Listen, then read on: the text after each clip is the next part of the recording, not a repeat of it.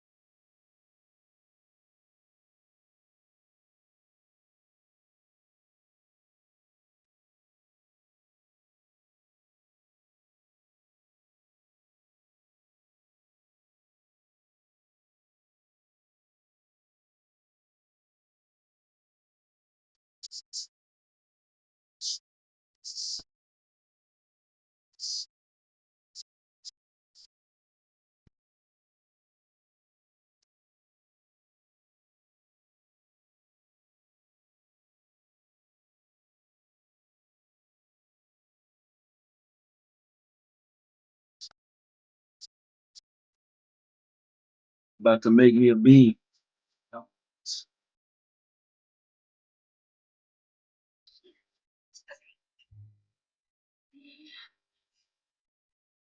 Fire song, fire track, fire track. But we talking about, you know what I'm saying, the GOAT, the arguable GOAT. We talking about Pop though. Let's get one of his best songs. Here we go. Come on. Come on. Classic.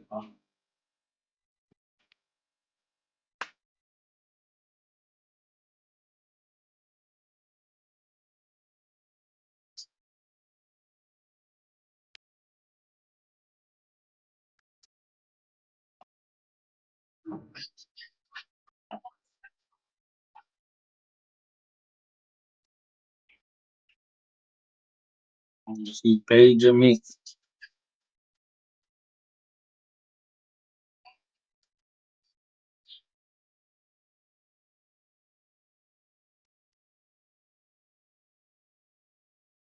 Mm.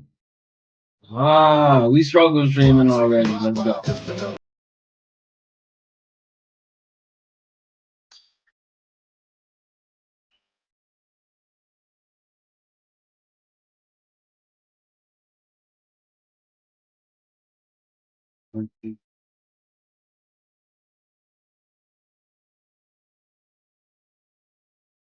I get it right.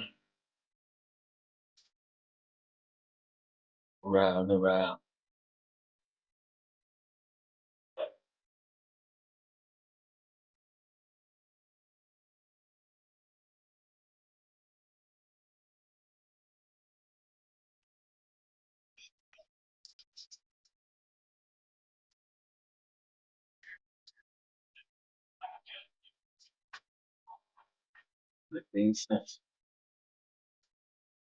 Oh.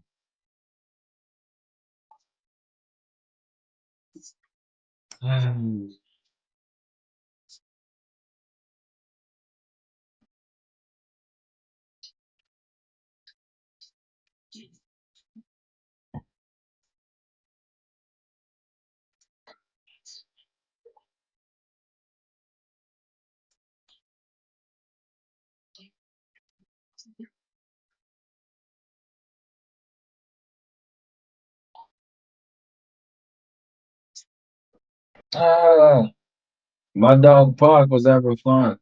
Oh, oh, oh.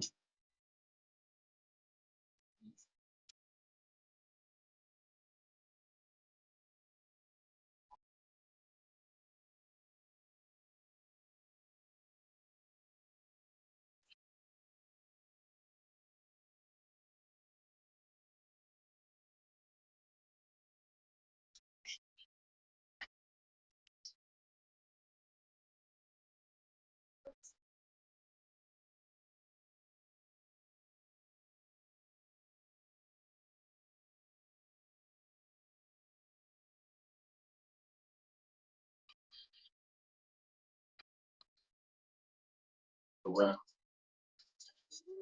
round and round, round and round. Come on.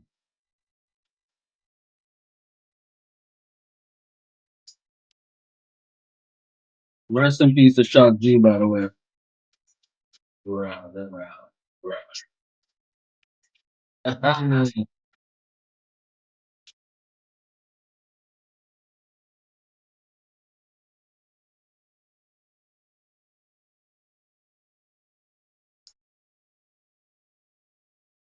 Rest in peace, Shock G, by the way. Humpty Dumpty up in the sky. Oh, oh, look at that me. Hmm.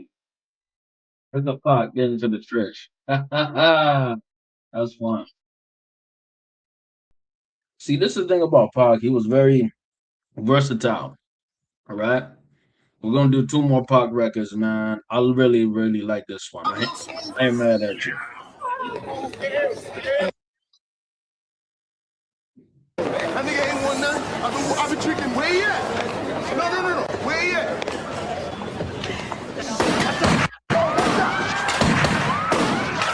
Ooh.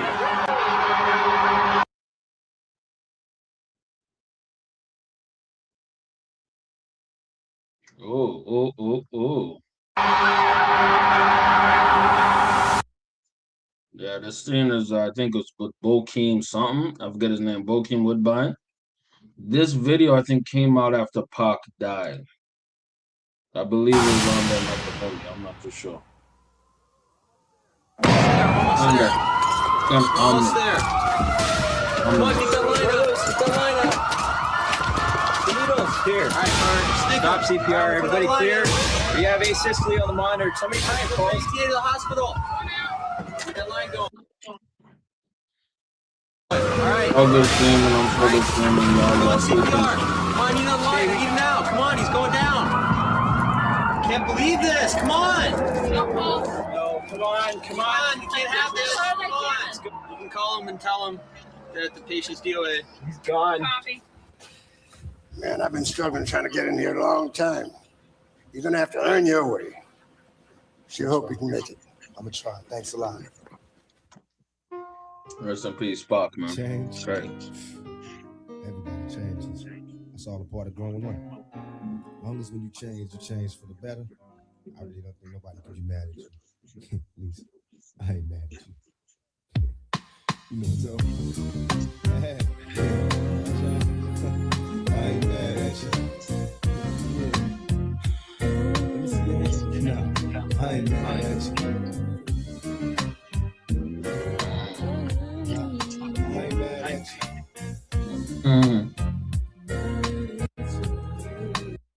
Check out the story. Now we was once two brothers of the same kind, quick to approach a ghetto cutie with the same line. You was just a little smaller, but you still rolled. Got stretched to YA, hit the hood swole. Remember when you had a Jerry curl, never quite learned. Drinking 90 proof on the roof, tripping off Sherm. Collect calls to the tip, singing how you changed. Or you a Muslim now. No more dope games. I just got the phone call, heard you got bail. Wanna go to the mosque, no time for females. I'm losing touch with my homie, he's a changed man. He hit the pen and now no sinning is the game plan. When I say I'm living large, all you see is the struggle. When I say I'm still thugging, all you see is the trouble. Congratulations on the wedding. I hope your wife know she got a player for life, and everybody miss you. I know we grew apart, you probably don't remember. I used to think with your sister, but never did get with her. And I can see us after school, we bombed on the first player haters with the wrong set on. Now the whole thing's changed, cause we don't even kick it. Got a big money scheme, and you ain't even with it. Knew in my heart you was the same young brother that when it's time for BOGO toe to toe and watch your brother's back. I can't even lie, cause I ain't laughing at you. You trying hard to maintain, but go ahead, cause I ain't mad at you.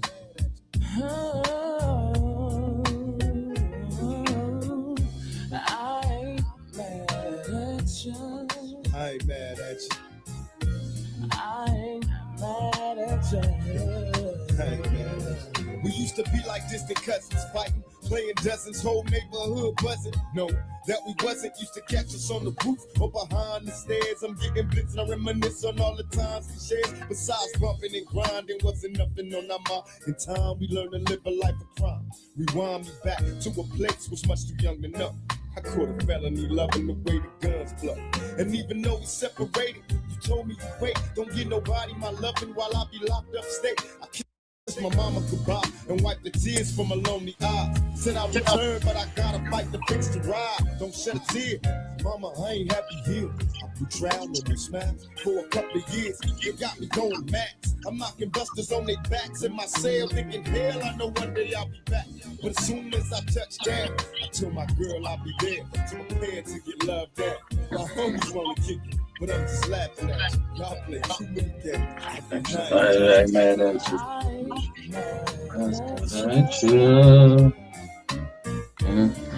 I ain't mad at you. Father, forgive us for living while all my homies stuck in prison, barely breathing, believing that the world is a prison. It's like a ghetto we can never leave. A broken rose giving bloom through the cracks of the concrete. So many other things for us to see. Things to be, our history so full of tragedy and misery. To all my homies never made it home. The dead peers I shed tattooed tears for when I'm alone.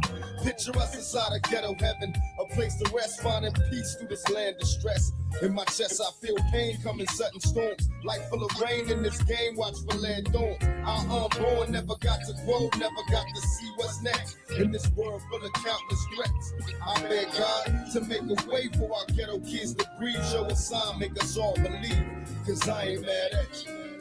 For all the homeboys that passed away, all the homeboys locked in jail, all the people that lost their loved ones this year.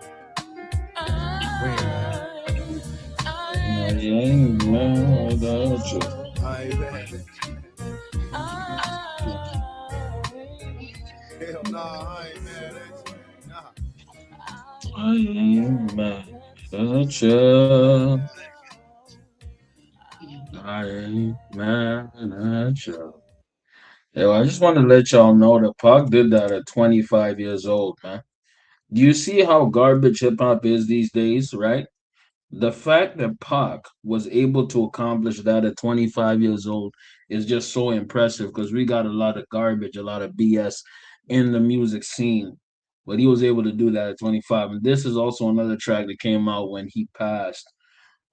It's titled by John B, but I think this is one of Pac's best verses.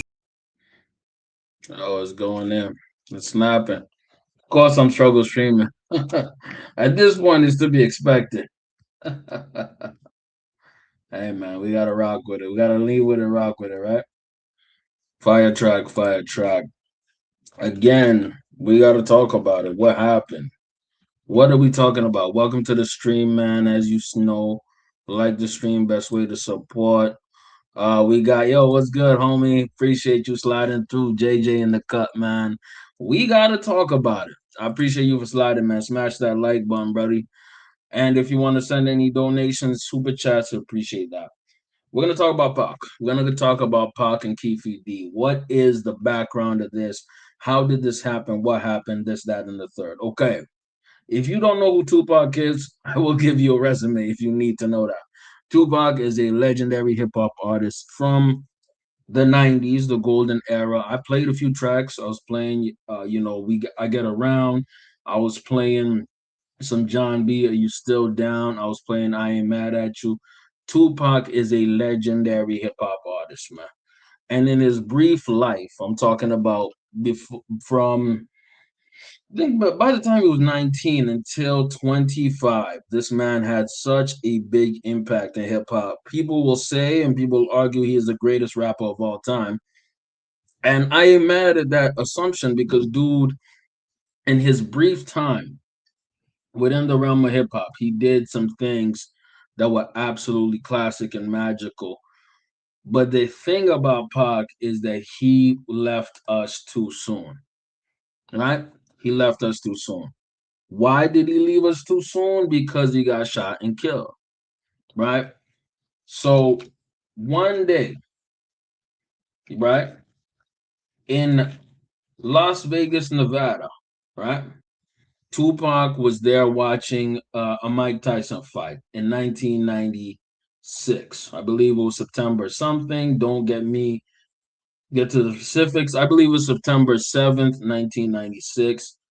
He was riding with his manager, record label executive, Suge Knight. All right. And long story short, Suge Knight was in a car with him and there was a photo taken. And in less than maybe 10, 20 minutes after this, Tupac got shot. I believe it was 5 times by a car that went right next to him at a stop sign. So there's a stop sign, Pac and Suge are in a car right next to them. Another car starts by them. From that other car in the back seat, somebody gets a gun, starts blasting. Pop, pop, pop, pop, pop. With a 9mm. Gets Tupac 5 bullet shots, hit him. One grazes Suge Knight's head.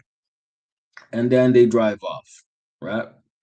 This was September 7th, 1996. I was damn near a year and some change old, right? A year and a few months old. I believe on the 7th of September, this is going to be at least 30 Yeah, it's gonna be 30 years since Tupac was killed, right? Crazy, right? Now, what happened was Tupac didn't die right away. About 5 days later, they were doing surgery trying to keep him alive, and then he passed. Right? They took his lung out and everything. Ever since then, right? They did not know. I'm talking about the Las Vegas police department. They're called Metro, right? Las Vegas PD. They never found out who was the true killer and murderer of Tupac, right? But that changed. That changed recently, about a year and some change ago. This individual, Keefe D, right? Keefe D was a notorious South Side Compton crip, right? He was somebody who allegedly was in that car that shot up and killed Tupac, right? The murder. He was involved in the murder. Was he the shooter? Allegedly not. The shooter, according to what a lot of people say, was this guy, the nephew of Keefe D. His name was Orlando Anderson. Now, what happened to Orlando? What happened to Orlando is that he actually passed away. He was in a shootout about a year and a half, maybe a year and some change after he allegedly killed Tupac or was the shooter, right? Ultimately, the four people in the car, they all died except for this one individual, Keefe D. Now, why are we here and how are we here? We're here because about a year ago, the Las Vegas Police Department put Keefe D in cuffs for the alleged murder of Tupac Shakur. And this past week, Keefe D has been essentially on trial for this murder. Right? If somebody has passed away, clearly they cannot get charged. Orlando Anderson, he can't get charged for murder. But what Keefe D has been charged for is an accessory to murder. Because allegedly Keefe D handed the pistol to Orlando Anderson, his nephew. Right? Now you're wondering, probably like everybody, why is this dude trying to end Pac's life? Right? Well, on that specific night, September 7th, they had ran into each other. Tupac ran into Orlando Anderson and beat him up. Why did he beat him up? He beat him up because Orlando Anderson had Tupac's death row chain. Why did he have it? Extenuating circumstances. Allegedly, he had stole it from another member of death row. So, Tupac and Ma Pyru, a gang in LA, decided, hey, we're gonna get some get back. We get back is a mother effort, so we're gonna get back what we're supposed to get back. Now let's get into more detail. How did everything happen, or how did it all collude? How did it all come together?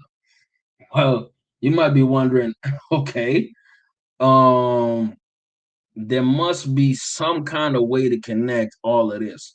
Well, what happened is this idiot, Keefe D, in his desperate attempt to get money, he wrote a book. he wrote a book. he wrote a book called Compton Street Legend. All right.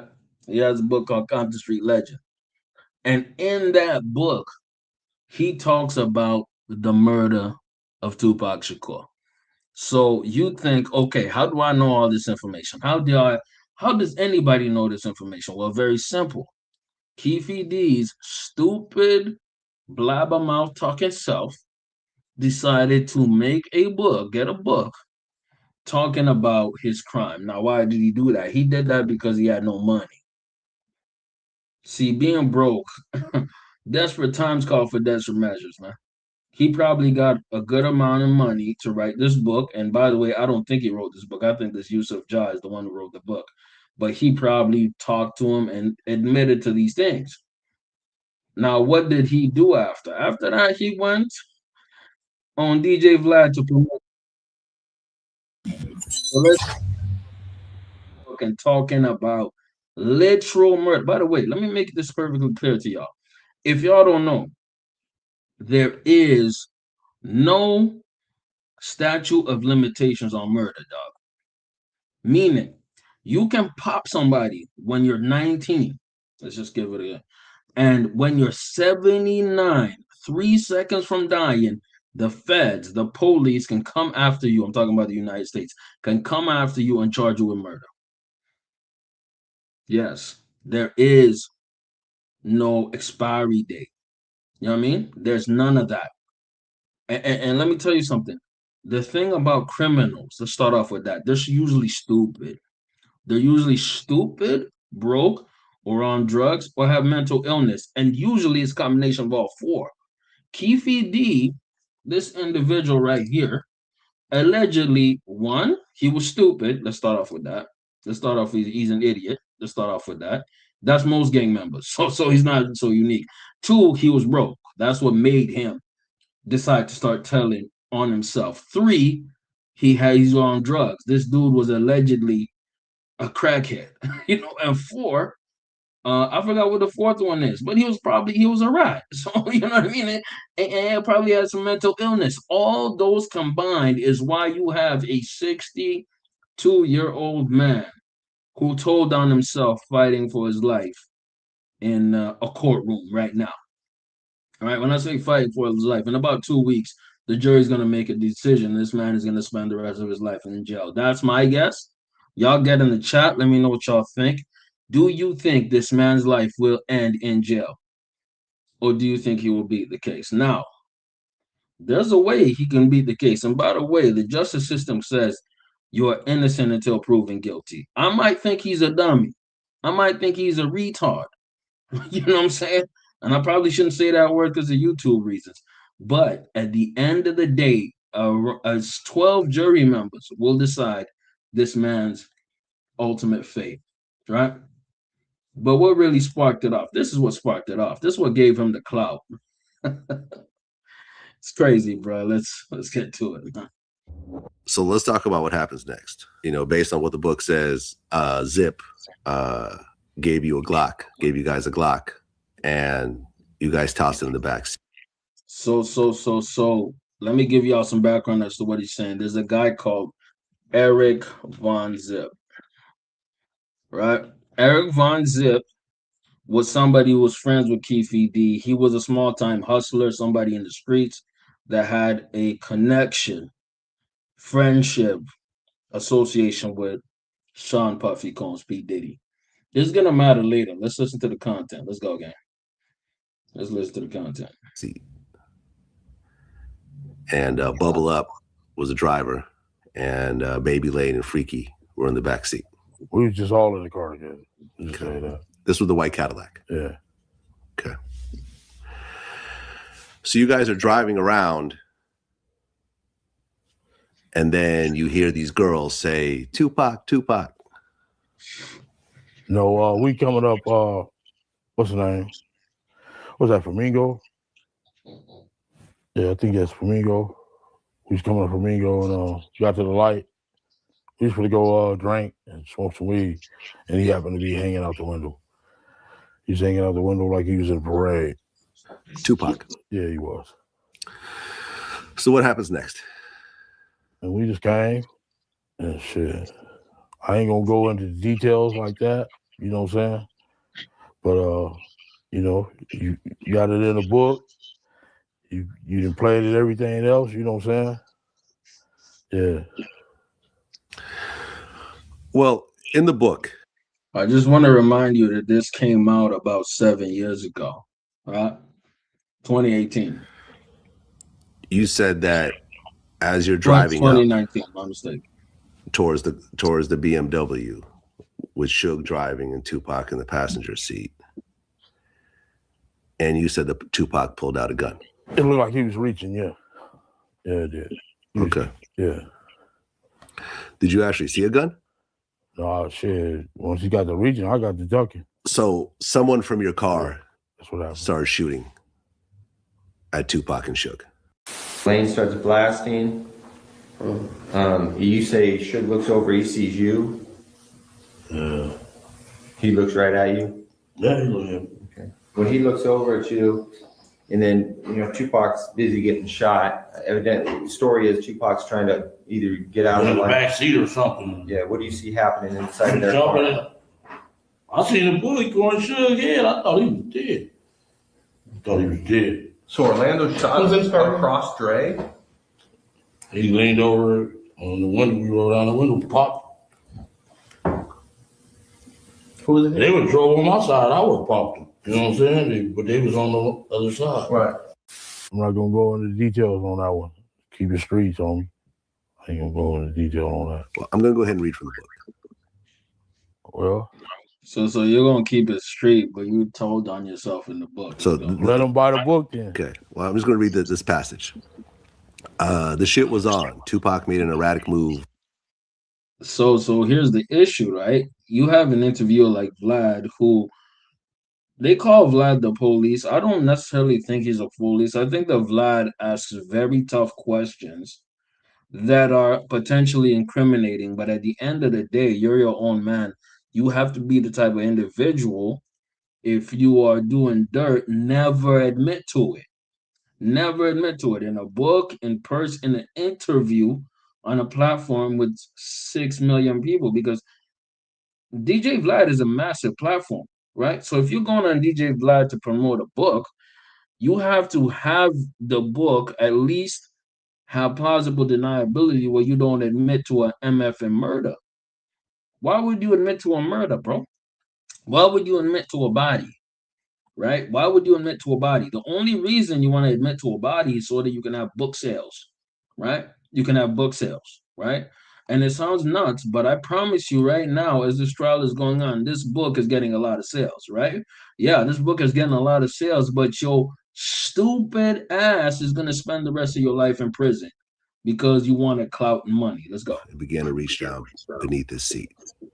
It was the first and only time in my life that I could relate to the police command. Keep your hands where I could see them. Instead, Pac pulled out a strap, and that's when the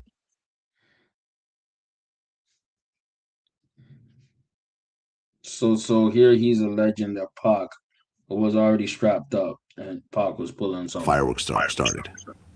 One of my guys from the backseat grabbed the Glock and started busting back. The first shot skinned. By the way, if you claim to be on the street code, you just told on yourself. Let's start off with that. You just told on yourself and your man. So you just the self snitching is hilarious, man. Y'all get in the chat. Would you let's start off with the fact that y'all would probably not do this. I hope y'all wouldn't do this, but why would you admit to that? Let's go, gang. Suge in the head, and I thought that motherfucker was dead. I had heard some stories, supposedly that Suge used Tupac as a shield when the bullets started flying, but that's some bullshit. Suge was already wounded, and he was the one that got touched. As the rounds continued flying, I ducked down so I wouldn't get hit. Basically, yeah. White Cadillac, arm came out the back seat and started letting off. What went through your head when you saw that? By the way, these are individuals that were right behind Tupac while he was essentially getting shot. So Pac always had his people, the Outlaws, are members of a group that he made, and they were right behind Pac. Now, ultimately, y'all are, I'm sorry to say, but y'all are supposed to be the protection for one of the greatest rappers of all time, man. And sad to say is the more things change, the more they stay the same, because you see how great Pac was, right? Especially around his era, right? Right now, we have a rapper that I'm not gonna say he's equivalent to Pac, or not even slightly, right? Because Pac is on a different level, right? Y'all get in the chat, let me know what y'all think. Right now, there's a trial for another great rapper, in my opinion, Lil Durk, right? Lil Durk, he didn't directly do any dirt, but he had a lot of people put in work for him, right? But here's the crazy part. Those same people are riding on him, snitching on him, and doing that, and they weren't protecting him like they were supposed to. These same individuals who claim to be, whose whole reason of being famous, this, that, and the third, is because of Pac, they did not protect them. You have to protect the money. When I say protect the money, you have to protect Pac. And for me, as somebody who's a fan of Pac, I think Suge. I'm not saying that he's implicated or he's supposed to be there, but I think Suge is a piece of trash, bro. You put your person, I'm talking about your guy, the reason your label was even moving, had motion, you put him in danger to get popped. You put him in a street position, right? As people are a lot of fans of Tupac, you can say what you want. Tupac was not a street dude, ever, ever, at all. These people made him a street dude because he was involved in street BS. Let's go for it, man. Let's go. Let's go. They shoot my nigga. So the bullets are flying. Tupac and Suge's car get all shot up. Was there, and I'd heard different versions of the story, but the one version I heard was that that their entourage started shooting back. Basically, yes. Okay. Does anyone from the death row side return fire? Yes. Okay. Can you say what that was? Yeah, he's no longer with us. His name was Buntry. One of Suge's right-hand guy, our good friend, Alton McDonald. He chased the car down. He also received one gunshot to his vehicle. His car was shot. He had a black Toyota Supra. And him and another guy returned shots at that car. Yeah, they saying they left their guns at home, though. They started shooting back. Then some chicks was in the sea breeze, started following a white sea breeze, ragtop sea breeze. Why were the girls following you guys? I don't know. Okay. That's crazy. But I guess their window got shot out. Front windshield, yeah. Yeah. And they stopped following you at that point. Exactly. I've talked to a couple people that were there. So in this situation, again, Keefe D, him and his people shot up Pac. They keep driving. Somebody called Buntry is in a car behind Pac. He comes, start shooting at them. They shoot back at him. And then they keep on flying away, going away. By the way, Suge Knight drove the car to the hospital and got them situated. Let's go. About the situation. And from what they told me was that, you guys came up, the car that you were in came up behind Tupac's car. You guys the cars were not facing each other. No, they weren't facing each other. They were not facing each other. Gutter lane. You guys got up parallel to them, behind them. And, when you look side by side. Why are you admitting to this? Dude, by the way, here's the thing, by the way. This was a open secret, right? A lot of people knew that Orlando Anderson had done it. A lot of people knew that Keefe D was involved. But until Keefe D went on Vlad, it didn't get popular. Look at how many views it has. 2 million. 2 million views right here. 2.2 million views, bro. And by the way, I'm going to get it because right now it's going to grow. And you think he only did one. This nigga, this idiot, right, went on Art of Dialogue and pretty much said the same thing, right? Said the same thing, right? And here's the crazy part. There's all kinds of this was an open secret. Mob Piru, which is a blood set, and Southside Compton Crips, they all knew. Everybody knew, man. It was an open secret. So ultimately, you're looking at the dummies, right? Now, this is the prosecution side. They say, yo, we have the evidence, we have witness, we have this, that, and the third, right?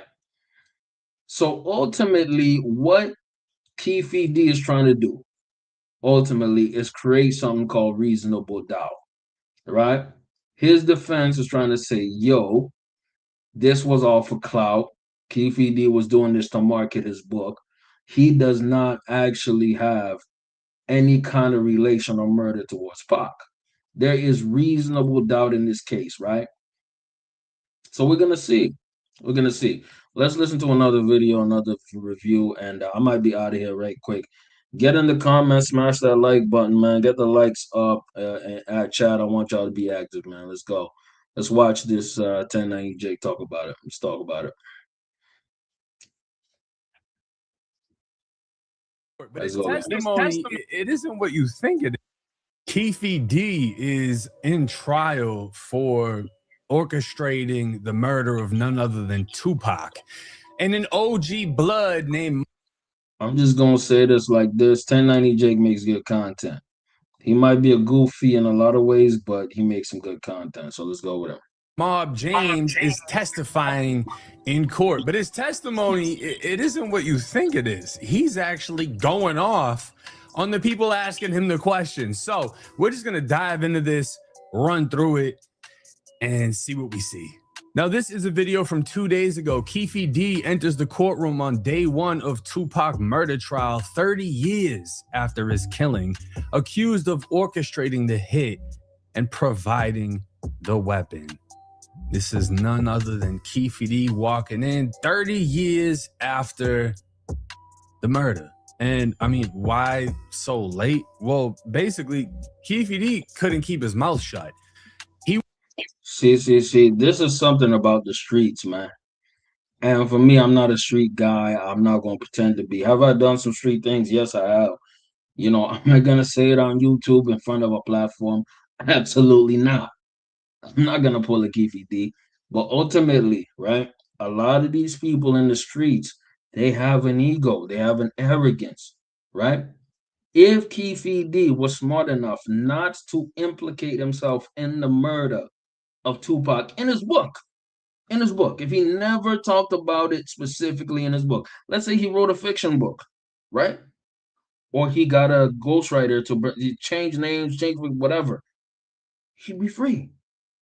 But this dummy admitted to it, snitched on himself, goes on DJ Vlad, the most snitch-friendly platform. If you want to tell on yourself, DJ Vlad will have a place for you.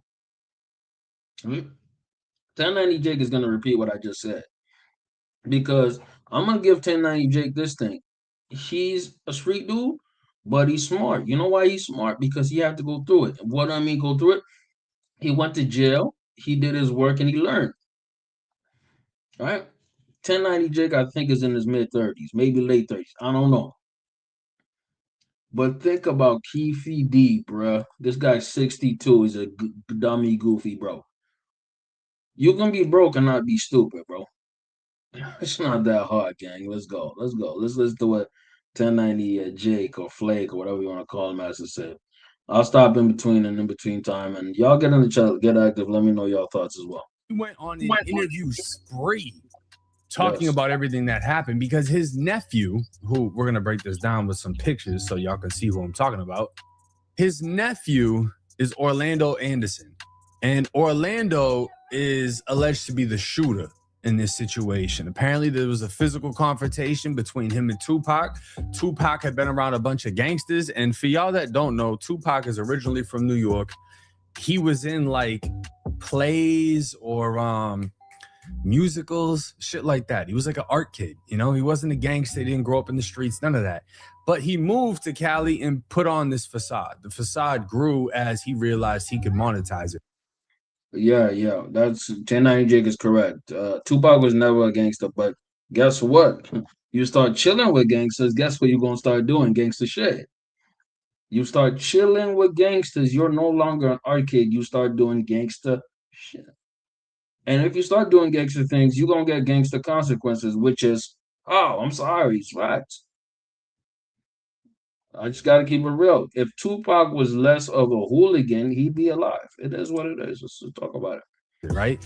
And then he got around some real gangsters. The head of his security was Mob James, who is an OG blood. By the way, that's alleged. That's alleged.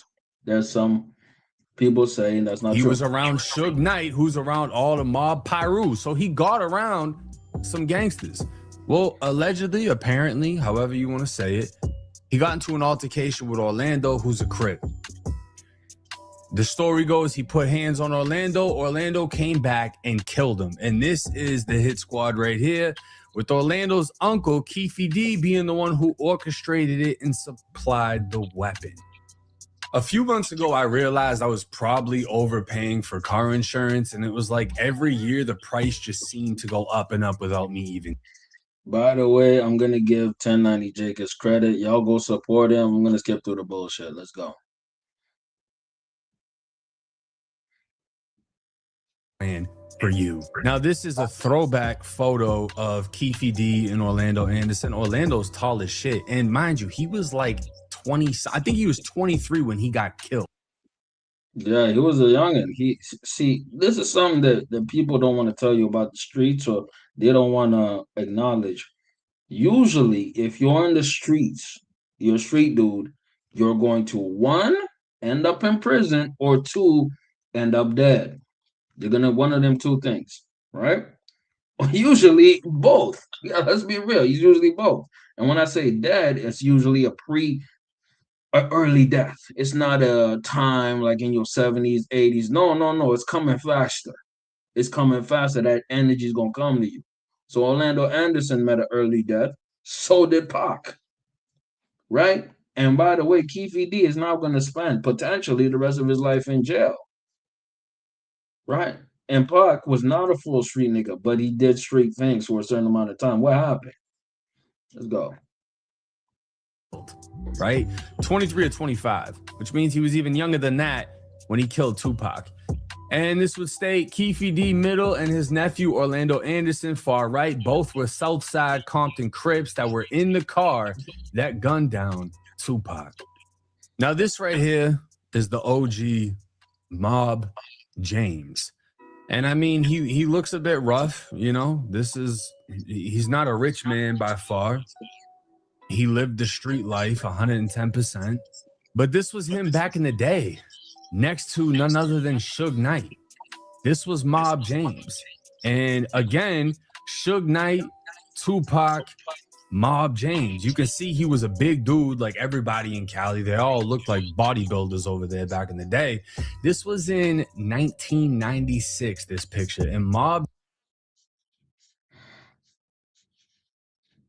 Yo, here's the thing about I'll give Cali this credit, man. A lot of them gangsters back in them days were not as strung out as a lot of gangsters these days. In other words, they weren't popping perks like that, man. They were not, on heroin all the time. These individuals were actually pumping iron and getting big, and were about their squabbles. They're about their hand game before they got the pistol, right? One of the biggest gangsters, well, he created the Crips. Allegedly, his name was Tookie Williams. All right. Tookie Williams was a whole bodybuilder, bro. This dude was a weightlifter, dog. Like, look at him. Look at him. Dude was tall and was lifting weight. Imagine having to beef with some. Imagine having him as your ops. Imagine having this dude as your ops in the 70s and 80s, bro. He'll pack the pistol and then pack you out, and still pumping iron at Gold's Gym. That's respect. Dude is massive. These guys were actually on time and on program. So I can kind of respect that ultimately. But anyway, let's get back to the content. I'm giving y'all too much time. Let's go. James, this man right here, was the head of security for Pac. And he's going viral because he's getting heated with Keefe D's attorney because of the type of questions that he's asking him. But I'm not going to play this specific video. And again, here is another throwback photo of Mob James with some other big names, Timmy Root and Buntry. Now, as old as Keefe D is, and even though everybody is basically saying, look, he put himself in this position, when a different witness took the stand, this is how Keefe D reacted. Have everyone back here at 3:40. Please rise for the jury. Fucking rat. That's pretty crazy to be doing, knowing you're on TV, knowing everyone's watching you, and he's literally looking out, calling people rat when he's done, I don't even know how many. I mean, just keep it real, man. You ratted on yourself, right? Let's keep it real. He ratted on himself. Now, here's where it gets tricky, right? What happened was, and this is some background. Keefe D had something called a proffer agreement, right? What's a proffer agreement? Proffer agreement is when you say, I admit to certain things I did, right? So I can get a lesser charge, and so that another crime I did does not hurt me, right? So let me search it up properly. So a proffer agreement, right? Here's what it's called. He had that with Greg Kading. I'm gonna put it right here. A proffer agreement, often called Queen for a Day, is a written contract between a prosecutor and a suspect or witness. It lets them share information in an off the record interview. The government promises not to use those direct statements in its main trial case, but the deal comes with strict limits and risks. Okay, let's talk about it. How it works. You or your lawyer meet with the prosecution and agents to tell everything you know about the crime. So this is we're talking about Tupac and them, right?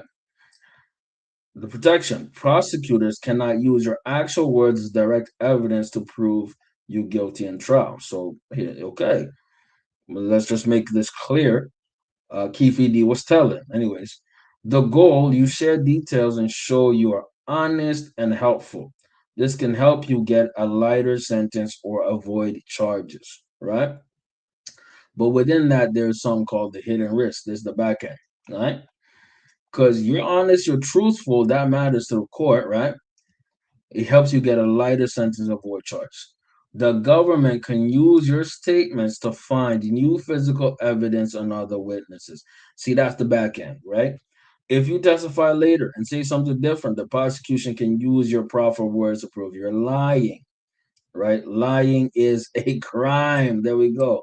If you lie or hide facts during the session, the government can prosecute you for perjury or obstruction of justice using your own words. So ultimately, right, we're talking about Keefe D, who did a proffer, right, with this guy called Greg Keating, right? So he did that proffer because in the early 2000s, Mr. Keefe D, who was with Greg Kading, right? He had a charge for selling narcotics, doing something. By the way, Keefe D is called Dwayne Davis. That's his real name. Ultimately, Greg Kading said, yo, admit to this, we'll charge you less. Tell us about the Tupac situation, we'll give you a lesser charge regarding your drug charge. It went accordingly. But this dummy again wrote a book. This dummy again went to Vlad for money. He told on himself. That's the issue here, bruh. Let's get to the content. Let's get to the content. Interviews, and he had books. I'm gonna actually run it back. I'm gonna run it back earlier. I'm gonna run it back earlier, and I'll be right back. I gotta head out for a little bit. Let's go. Keefe D is in trial for orchestrating the murder of none other than Tupac. And an OG blood named Mob James is testifying in court. But his testimony, it isn't what you think it is. He's actually going off on the people asking him the questions. So we're just going to dive into this, run through it, and see what we see. Now, this is a video from 2 days ago. Keefe D enters the courtroom on day one of Tupac murder trial, 30 years after his killing, accused of orchestrating the hit and providing the weapon. This is none other than Keefe D walking in 30 years after the murder. And I mean, why so late? Well, basically, Keefe D couldn't keep his mouth shut. He went on an interview spree talking about everything that happened because his nephew, who we're going to break this down with some pictures so y'all can see who I'm talking about. His nephew is Orlando Anderson, and Orlando is alleged to be the shooter in this situation. Apparently there was a physical confrontation between him and Tupac. Tupac had been around a bunch of gangsters, and for y'all that don't know, Tupac is originally from New York. He was in like plays or musicals, shit like that. He was like an art kid, you know? He wasn't a gangster. He didn't grow up in the streets, none of that. But he moved to Cali and put on this facade. The facade grew as he realized he could monetize it, right? And then he got around some real gangsters. The head of his security was Mob James, who is an OG Blood. He was around Suge Knight, who's around all the Mob Pyru. So he got around some gangsters. Well, allegedly, apparently, however you want to say it, he got into an altercation with Orlando, who's a Crip. The story goes he put hands on Orlando. Orlando came back and killed him. And this is the hit squad right here, with Orlando's uncle, Keefe D, being the one who orchestrated it and supplied the weapon. A few months ago, I realized I was probably overpaying for car insurance, and it was like every year the price just seemed to go up and up without me. Anderson, far right, both were Southside Compton Crips that were in the car that gunned down Tupac. Now, this right here is the OG Mob James. And I mean, he looks a bit rough, you know, this.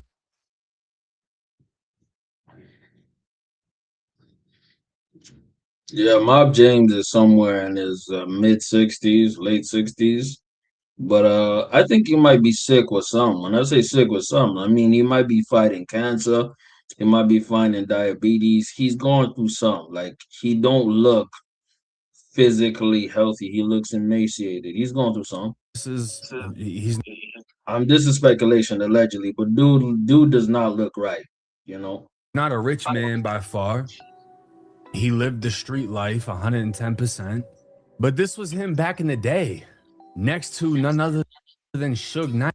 Yeah, he's right here. He's right here, bro. He grew up. He grew up with Suge. They grew up in the same Compton neighborhood, right? This was Mob James.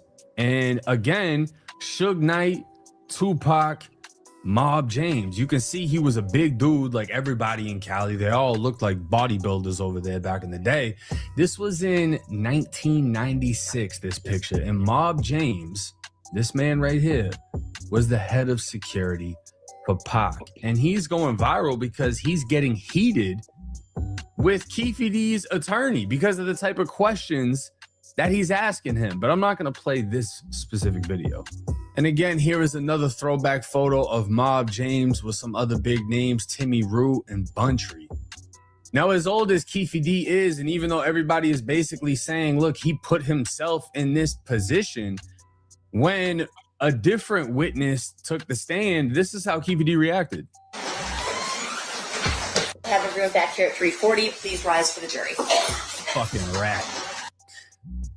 That's pretty crazy to be doing, knowing you're on TV, knowing everyone's watching you, and he's literally looking out, calling people rat when he's done, I don't even know how many interviews, and he had books all about this shit. He literally tried to make all of his money off of the killing of Pac because his nephew was the trigger man, not him, and 30 years later, they slapped him with the body. But we have a 36-minute video of none other than OG Mob James testifying, and I'm not going to play the whole 36 minutes, but we're going to go through it for what it's worth. Staring him down. You do solemnly swear the testimony you're about to give in this section shall be the truth, the whole truth. Bro came to court with a fitted. He looked like he's still dressed like an OG Pyro. Nothing but the truth, so help you God. Yes. I mean, even the costume, even the drip is definitely mob coded. You may be seated.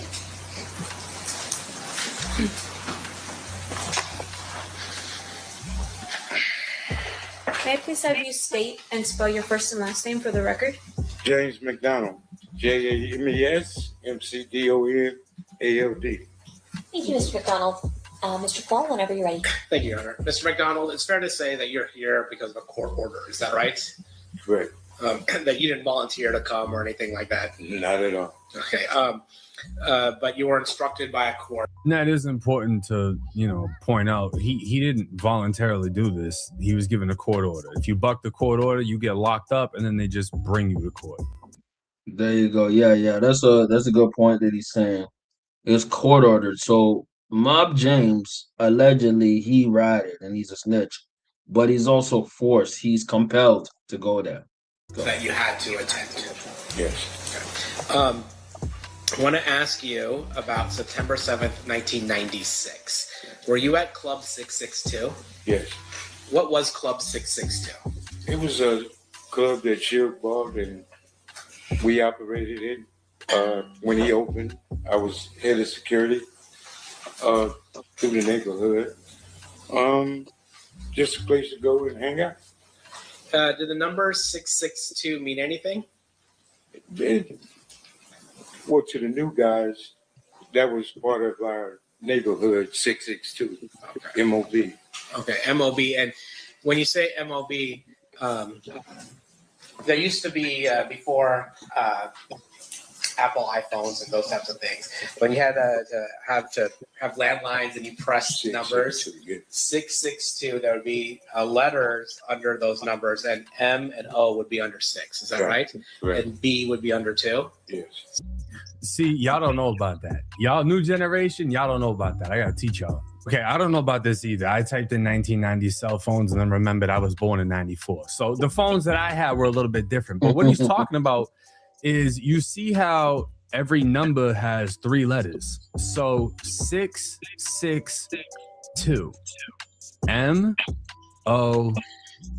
Now, if you wanted to text M, you would hit it once. If you wanted to text O, you would hit it 3 times. And with Mob Pyru being their hood, they named the club 662, basically letting it be known. Actually, let me scroll back. Let me scroll back. Be under 6, is that right? And B would be Hood 662, okay. MOB.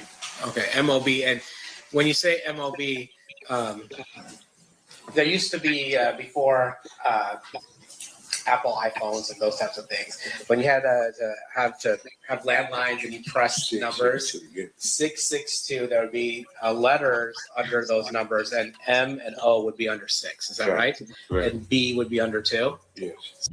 See, y'all don't know about that. Y'all new generation, y'all don't know about that. I gotta teach y'all. Okay, I don't know about this either. I typed in 1990 cell phones and then remembered I was born in 94. So the phones that I had were a little bit different. But what he's talking about is, you see how every number has 3 letters. So 662. M-O-B. Now, if you wanted to text M, you would hit it once. If you wanted to text O, you would hit it 3 times. And with Mob Pyru being there. So wait. Let me read it back. 662, is it MOB? On the MOB. Okay, MOB. And when you say, by the way, again, MOB is Mob Pyru, right? That's the gang in which Suge Knight and a lot of them people in Compton was repping and setting, and that's basically what Pac was doing. Let's go.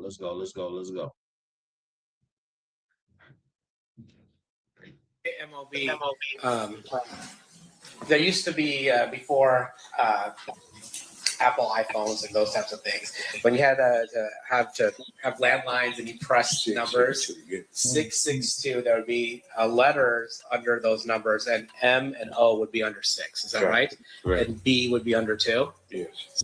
See, y'all don't know about that. Y'all new generation, y'all don't know about that. I gotta teach y'all. Okay, I don't know about this either. I typed in 1990 cell phones and then remembered I was born in 94. So the phones that I had were a little bit different. But what he's talking about is, you see how every number has 3 letters. So 662. M-O-B. Now, if you want, keep in mind, 1090 Jake, he himself is a former blood. By the way, I think 1090 is actually a blood set, so we ain't too sure about that, but regardless of that. By the way, smash the like button, best way to support. If you want to send some super chats in order for me to take a shotty, let me know. wanted to text M, you would hit it once. If you wanted to text O, you would hit it 3 times. And with Mob Pyru being their hood, they named the club 662, basically letting it be known this is a Mob Pyru club. And not for nothing, I think that Lil Wayne is supposed to be Mob Pyru, or like the most famous one. He's got Mob on his chest, Damu, Pyru, but I don't know. I don't know if anyone ever actually figured that shit out, or if anyone actually cares. When you were at Club 662, you said you were head of security. Yes. I got out of prison in 1988. Suge came and got me in 1988, like 4 days from coming home. Started another company, Burn Hill Records. Then Death Row Records came. By the way, I think Lil Wayne is a fake blood in the sense that Lil Wayne might be getting extorted by the gang. So that's allegedly. I look at it, you have three different type of friends in the neighborhood. You got gang members, you got gang bangers, and you got men that just guilty by association from living in that area.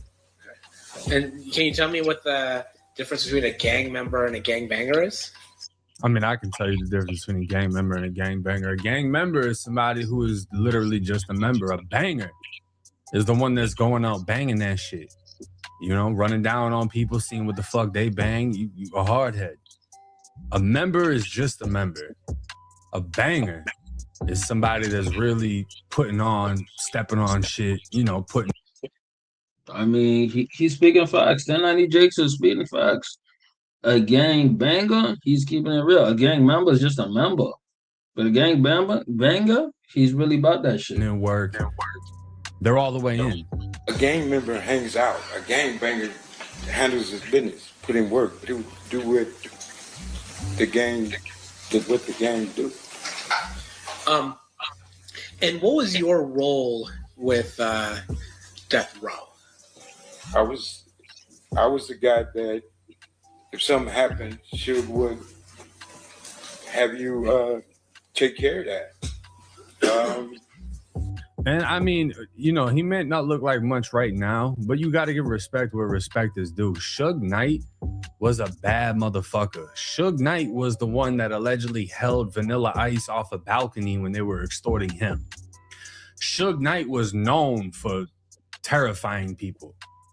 So for Mob James to be the guy that Suge Knight would send at you, that speaks volumes for Mob James. That's correct. That's correct. Mob James was a gangster, man. Let's not pretend like Mob James was not nothing.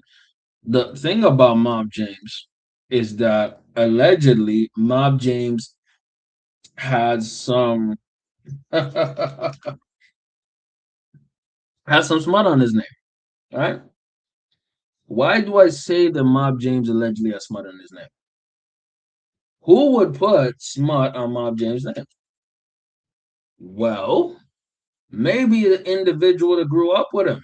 Oh, are you saying that Suge Knight was saying that Mob James was all right? I'm not even alleging that. I'm literally saying that. You know why? Because Suge Knight literally went on TMZ and said that Mob James was all right. Now let's talk about it. Let's talk about it. These are individuals who grew up together. So he's saying that, dude, these are individuals in their 60s, bro. In their 60s.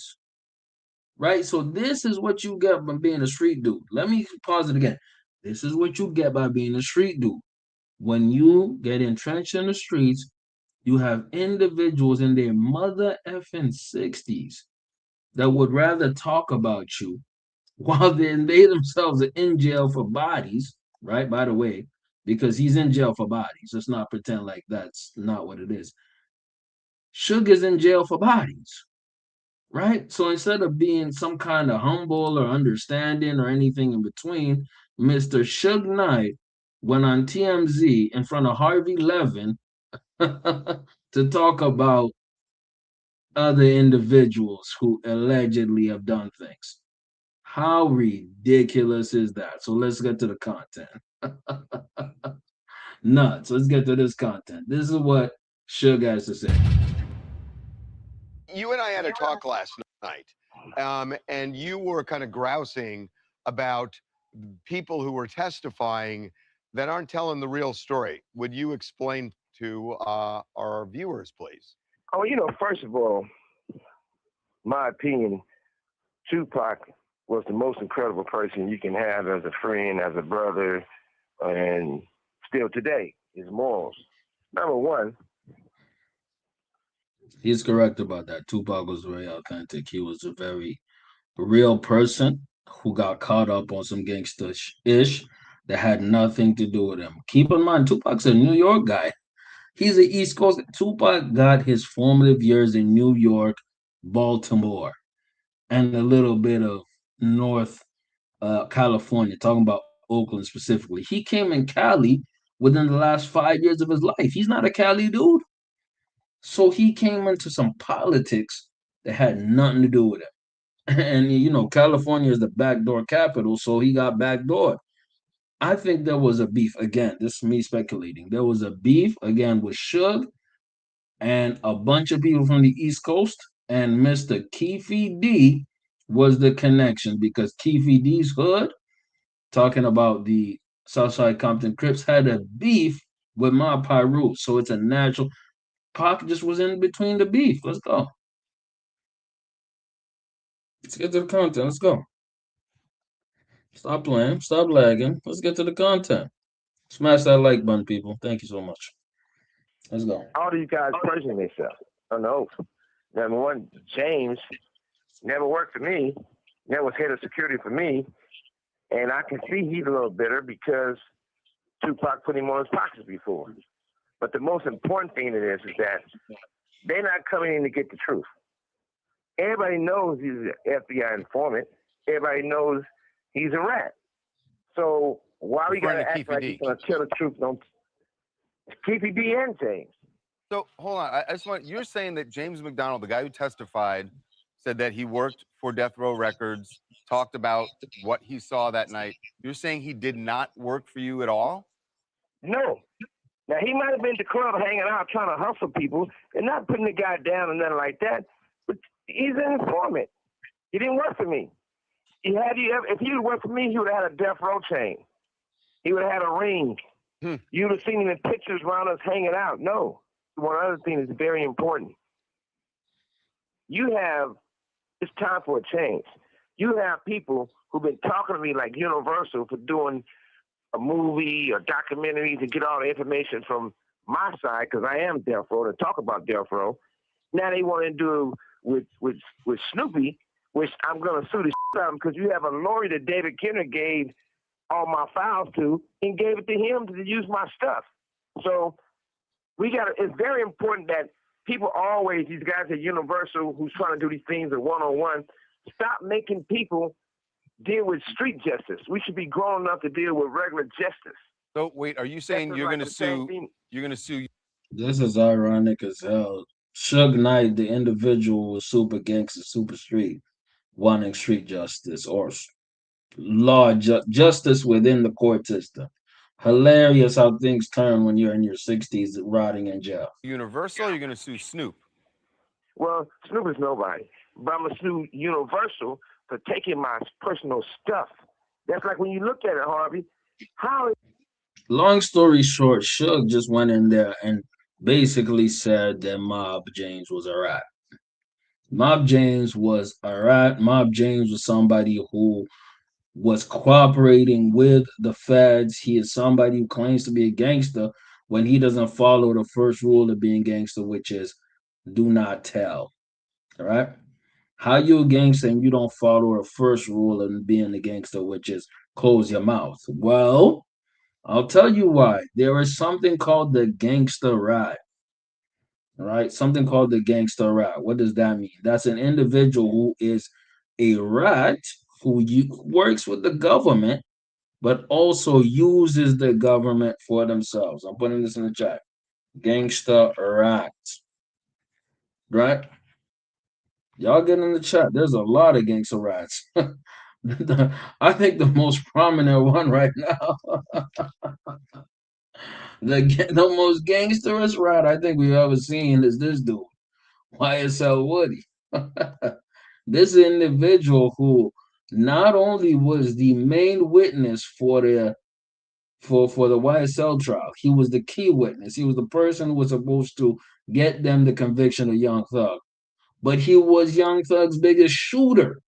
So he's a shooter and he's a gangster rat. And I'm happy that he ran away from the streets, because how can you be a street dude when you violated one of the main rules of the streets, which is not talking? So you are somebody, right? I'm talking about Woody, who is a gangster, right? Who shoots people. He was a shooter, right? But you're also a rat. You use your words to help the government, which are the ops. The government is also the ops. Well, so was somebody like Mob James in this case. So was somebody like Keefe D. He was a gangster rat. We have three different types of gangster rats in this story, right? And Tupac was the victim, but let's be real, Tupac also was an aggressor. So you do street type ish, you get street type consequences. Get in the chat. Let me know some other gangster rats y'all might know. Smash the like button. We're gonna finish the stream soon. Let's go back to 1090 Jake and what he's saying. Smash the like button, man. The stream is almost done. Let's go. Let's go. Let's go. Were you familiar with the Southside Compton Crips? Yes. Would you say they were somebody you were in alliance with or a rivalry with? Right. And would sometimes those that rivalry get violent? Anytime you're dealing with the gang life, it's going to be violence at any given time. Are you familiar with somebody by the name of Tupac Shakur? Yes. How are you familiar with Tupac? He was assigned to death row. Now, during this time, is it fair to say that Mr. Shakur had an issue with rappers from the East Coast? I think Tupac inherited the beef between Suge Knight and Puck. Okay, that was your perspective of it. That's all it was. And we all fell. Some of us fell victim to it because we allowed ourselves to be a part of the BS, should I say. And that was a situation between record companies, not gangs. So technically it wasn't our business. But when you had 20 men just fresh out of prison and didn't have a way of getting the things they wanted, getting a paycheck from Suge, we did almost anything and everything to get that paycheck. Yeah, I mean, when you have a record label and every employee on your record label just got out of prison, and this is in the 90s, and all of them are some bad motherfuckers, you can kind of see how this turned into what it turned into. You know what I mean? This wasn't like regular.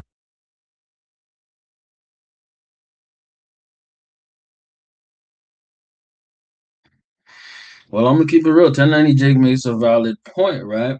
If you are somebody who is like Suge Knight, who does business, shady business, right? And the biggest star in your label, the most profitable individual in your label, is this guy. He's not a gangster, right? I'm talking about Tupac right here. He's not a gangster. Tupac is a great artist, right? And the thing about artistry is that you're able to project and show different types of layers and emotions, and most people will not be able to show different levels of I guess musical talent the most can show. You know who's actually a gangster in the music industry? And y'all don't want to say it or know about it, but this guy, Biggie Smalls. Biggie was an actual gangster in the music industry. Biggie was actually somebody from the streets of Brooklyn, right? Right? Here's the irony. Pac was also from, I think he was from Harlem, if I'm not mistaken. Pac was a Harlem nigga, but they're both born in New York. Pac himself was not, he was a creative, man. And that's okay because he made some of the best music we've ever heard from anybody, any artist, period. But the problem is, again, is that Suge Knight was running a music label like a gang. And he's the one who put Pac in a position to mess up. Allegedly, Pac was planning to leave death row. Well, if Suge is running like a gang, what do you think bro was gonna do? He was gonna, you know what I'm saying? Let's talk about it. Let's really talk about it, bro. Shit. Record labels. This was Suge Knight and Diddy, the Diddler. You know what I'm saying? In his prime Diddin' days. Was there another gang that was associated with Bad Boy Records, the East Coast record company that Puffy had? The only one I know of is Southside. And did that escalate the tension between Mob Piru and Southside?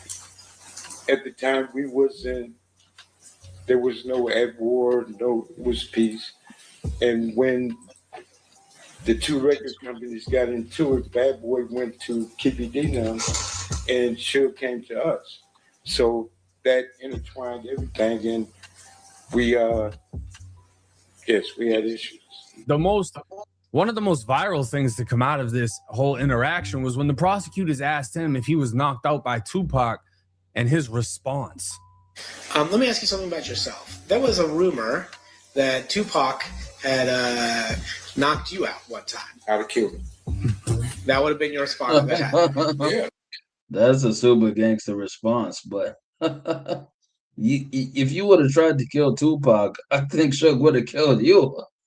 Because Tupac was the moneymaker, bro. I'm being honest with you and everybody else. I said it on my podcast show. Him, Suge, and my brother. I'd have shot all three of them if he touched me. That's how I was living. Damn. Savage. There was a rumor that Tupac knocked you out or killed him. And he And again, we're going back to what I said earlier. It's a gangster rap. Let's go. said it before multiple times. Niggas say, why did Orlando shoot at him? Man, I'm not finna go back to the hood and a rapper just took off on me. I'm not finna proclaim to be a gangbanger or a gangster or with the business and a rapper just took off on me. To be honest, I'd have did the same motherfucking thing. You is not finna get away with that one, homeboy. Saying Pac knocked me out. Boy, let me tell you something. If Tupac would have touched me, Suge also said, Y'all get in the chat. Y'all get in the chat. By the way, this is when I think Mob was looking healthier. Right now, he looked like a mess. No disrespect. Do you think that Tupac knocked him out or beat his ass or did something, got in his pocket? I'm going to be real. I think they had a squabble in the fight. Maybe it was a tie. him and my brother Buntry laughed at it. If my brother wouldn't have whooped Tupac, knocking me out and sucking Suge in his goddamn mouth, I'd have got up, I'd have Buntry, I'd have Tupac, and I'd have Suge, and I'd have Tupac again. You would have. Y'all get in the chat. Do you think that Tupac beat his ass? By the way, I'm gonna be real. I think Mob James was about it. I'm just gonna keep it real. I'm just gonna give it a stat. I think this nigga was really about it. But I think this is my guess. Y'all get in the chat. Let me know if I'm right or wrong. I think him and Tupac fought, and it was a tie. Or it was close, right? Because guess what? If he got embarrassed, and this is what street guys do, if he got embarrassed, he would have pulled out a Glock. He'll pull out a Glizzy. Right? Because these gangsters are hyper emotional. And if you get beat, right? If you get beat, you're going to crash out. Who's the best example of this? This dude. Look at your screen right now. This dude, this individual crashed out, ended his own life, and started a whole beef with his whole hood by being over emotional. After gangsters are emotional as hell. So yes, do I believe the Mob James would have popped off on Biggie? It's not Biggie, sorry, Tupac, Suge, and even his own brother after getting his ass whooped? Yes. But he's never gonna admit that he fought Tupac and they got a tie. I mean, he'll never admit if Pac beat his ass. Why would he do that? This guy is in his 60s. He's never gonna do that. It is what it is.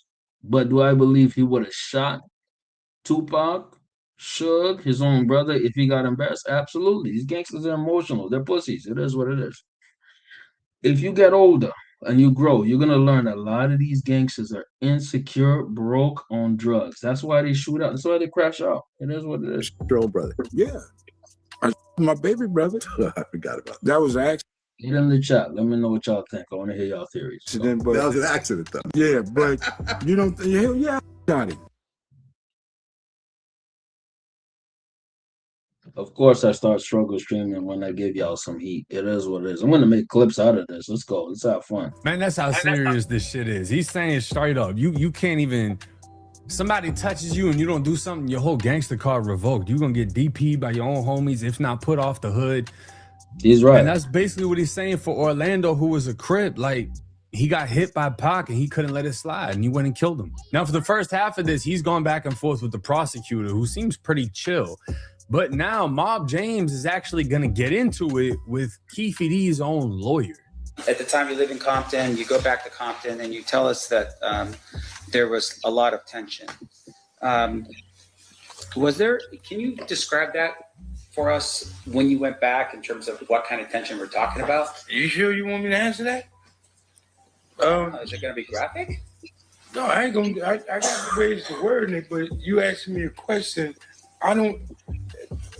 And what I explained to them, I don't want to send him to prison. Sure. Even though we don't like each other. Sure. I don't want to send you to prison. That's cap. The fact that you're even there, you're contributing to sending him in prison. Now, could him being a witness poke holes in the prosecution? Yes. But you don't want to send him to prison. You're there. You're there. Meaning you're in the trial. You're in the trial. That puts you in a position, right, to send him to jail. Could you exonerate him on the stand? Yes, you could. You can pull a YSL Woody. The only difference is this is not Georgia, meaning this is not a different state. This is Las Vegas. Now, there's a lot of witnesses who came through. You don't want to put Keefe D in jail. Keefe D put himself in jail, man. Let me tell you something. If I did crime, I'm just going to say it right quick. If I did crime and I've done anything illegal, do you guys think I would say it on a YouTube platform? Would I? I would not. And if you dummies think I would not.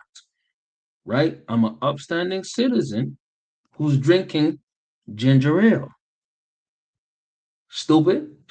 But let me tell you something. Common sense ain't common. Right? You know who put him right there in front of the judge? Really? Who has to blame for this? Keefe D. Himself. He put himself there. Now, if Mob James is trying to not help the prosecution, if he's trying to help Keefe in this situation because they're both gang members, right? They're both technically ops, right? He can try.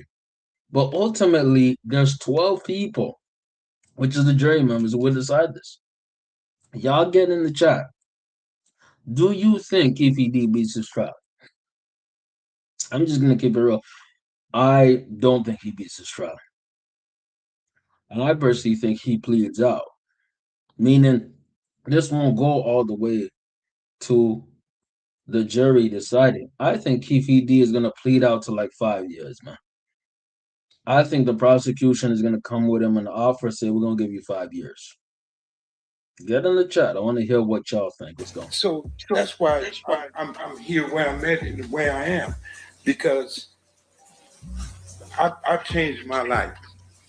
I'm raising my grandkids, teaching them never to be like their papa. And here I am explaining to people what I used to be. And I'm not proud of that. I'm not proud of that at all. And you asking me questions that can hurt him. And like I told them, I'm trying to avoid to answer the questions that they might look at me and say, something is wrong. Well, let me. I mean, he's doing some real shit. Aside from the fact that he's testifying, he's telling who I'm assuming is fucking Keefe D's lawyer, you sure you want me to answer how the tension was? Because what I say might hurt him, and I don't want to send him to prison. That's not the point of me being here. I'm just here to explain whatever I need to explain so I can go the fuck home because I was court ordered to be here. But I don't want to send him to prison. I don't want to say these things. I don't want to snitch. It's essentially what he's saying.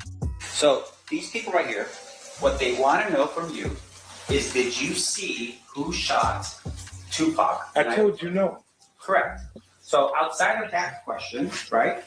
The next question I'm asking you is, when you went back to Compton, was it like a Again, there's in my opinion, there's one way that Keefe D beats this trial. There's one way, and that's reasonable doubt. Now let's search up what reasonable doubt means, and let's understand what that means, right? Reasonable doubt is something that in a criminal trial, right, that the people who are prosecuted use. So let's go see it. Reasonable doubt is the highest legal standard of proof required in a criminal trial. It means the evidence presented by the prosecution must leave a judge or jury firmly convinced. I'm going to blow this up, by the way, if you guys don't see it. Smash the like button again and let me know what y'all think. I'm blowing it up if you want to see. So let's go. Um, Leaving no logical or practical lesson of thinking otherwise. Presumption of innocence. The accused is presumed innocent from the start. We're talking about Keefe D. He's presumed innocent. He snitched on himself several times. He's presumed innocent. The burden is on the state, meaning the state has to prove with all its witnesses, right? The government of persecution must prove every point of the crime. The defense does not have to prove innocence. They don't. No absolute certainty. The law does not require 100% proof or freedom from all possible imaginary doubt, just a lack of logical hesitation based on the reason and common sense. Ultimately, what we're dealing with is a prosecution that has to be really good, right? Because they have to pull out witnesses, bro. They can do this, that, and the third, but they have to be on point. They have to convince this jury. Southside Crib shoots a Pyro Blood, and then a Pyro Blood shoots a Southside Crib? Is that the tension that we're talking about? Do I answer this? That's a straightforward question. It's a yes or no answer. Okay. Did you see that? When Let's go. I'm gonna keep it real. Even though Mob James is there, and he's technically right in the according to street rules, he's kind of keeping it real because he's not there to destroy Keefe. Because he could have said he had many chances to say incriminating things about Keefe. I was a part of that, I was a part of that. And I was no, because you asking something that's gonna hurt this dude. And when okay, let me stop. And once again, I want to emphasize when we got back to Compton, okay, it was a gang war. People were getting hurt. Okay. People was being sought. People were looking for certain individuals from his neighborhood, okay, as well they did mine. Okay. But Orlando, him, and certain other people were being assaulted because people wanted to kill them. Sure. So it wasn't just that Tupac got killed. Mob Piru wanted revenge because Suge got hit too. He got grazed in the forehead and all. So it wasn't just a one and done type of thing. Nah, they went to sliding. Slide for Pac. So you're telling us. So again, before slide for Vaughn, let me actually put this up because this is a potential clip. Let me talk about it. Before there was slide for Vaughn, there was slide for Pac. Before there was slide for Vaughn, there was slide for Pac. I'm talking about Tupac Shakur, meaning Suge Knight, right, was a Mob Piru, right?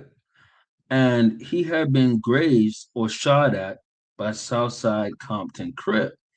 So guess what Mob Piru had to do? They had to spin for Suge, spin for Pac. And that caused a gang war, specifically in Compton, where allegedly 4 people got shot at. You know what I mean? 12 shootings, all types of debauchery happened in Compton for 2-3 weeks to up to a month. There was at a certain point, allegedly, Orlando Anderson got shot at, and he was in a wheelchair. So you shoot at Pac, nigga, they put you in a wheelchair. Yes, we're talking about some, you know, YBNW, like Ben 10. You know what I'm saying? You know what I mean? Yeah.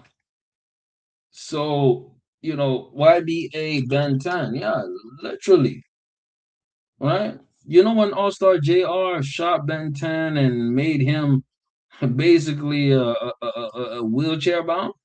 Right, right. They did the exact same thing for Pac, and Orlando Anderson was in a goddamn wheelchair for allegedly killing Tupac. So again, this was gang warfare. This was not about Pac. Let's go to it. Let's go, gang. That people back home somehow had some type of information that said that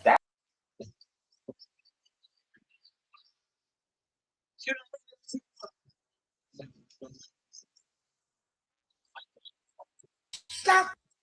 Smash the like button, man. And if y'all want to send super chats, feel free to send super chats. We getting to it. We getting to it. Let's go back. Smash the like button. Mob James is allegedly a gangster rat. We're going through it, man. We having fun today. Let's go. Pyru wanted revenge. Cause Suge got hit too. He got grazed in the forehead and all. So it wasn't just a one and done type of thing. Nah, they went to sliding. Slide for Pac. So you're telling us that people back home somehow had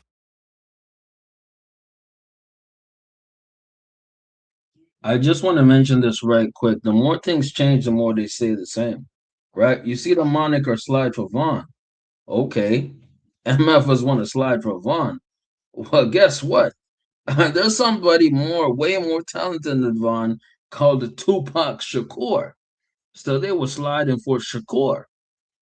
They were spinning about him.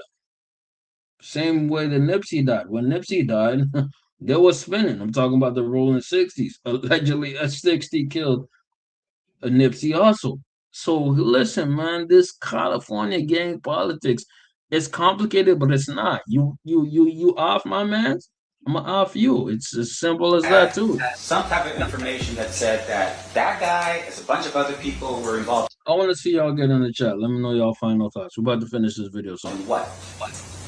In the murder of Tupac. Okay, but my question to you, Stop. Can you focus on me for a second, sir? Yeah, I will. He's literally telling him to tell his lawyer to shut the fuck up. The people that back home, you're saying were eyewitnesses?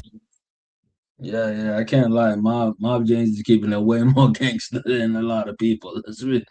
Even though he's on the stand, he's keeping it kind of gangster.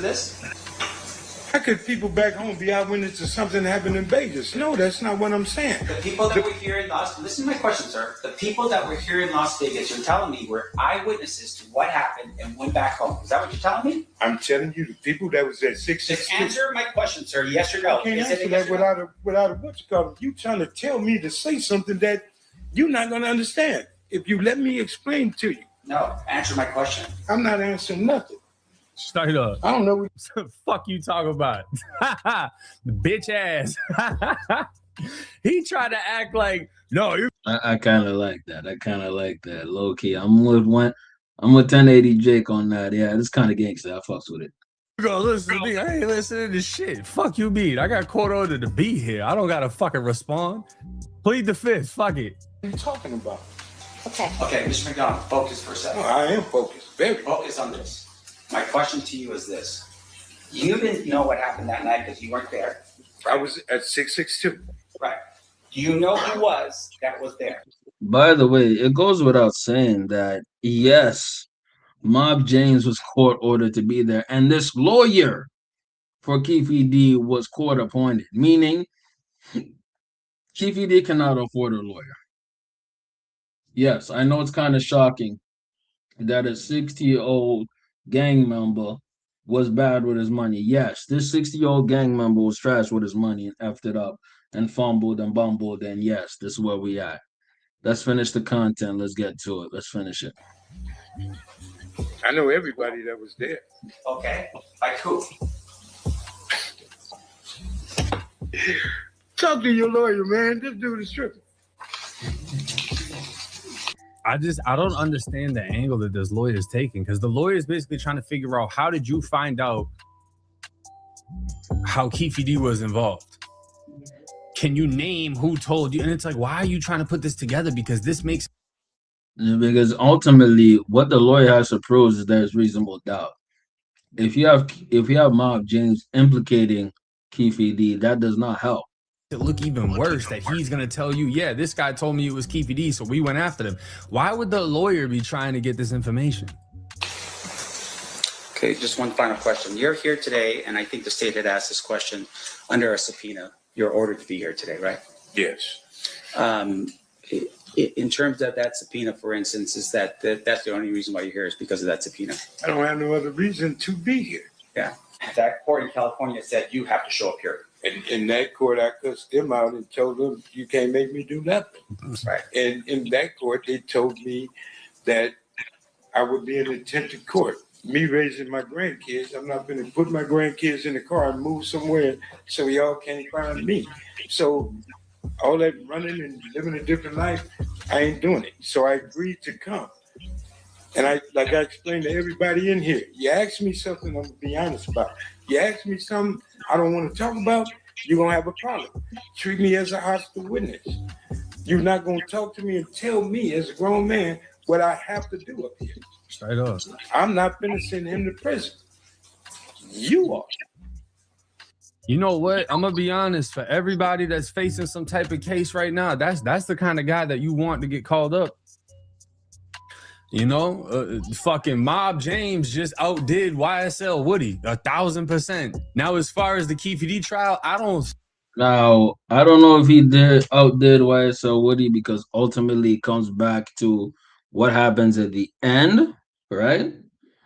Which is the end case. What happened with the YSL Woody situation is Woody was the main reason that YSL and Young Thug did not spend the rest of their life in jail.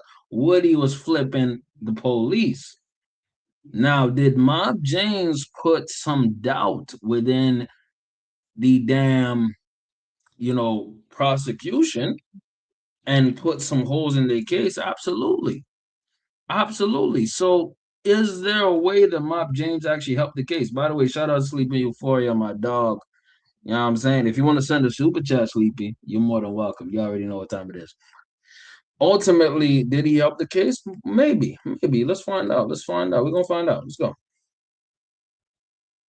Let's finish it off. think anything Mob James said is gonna hurt him.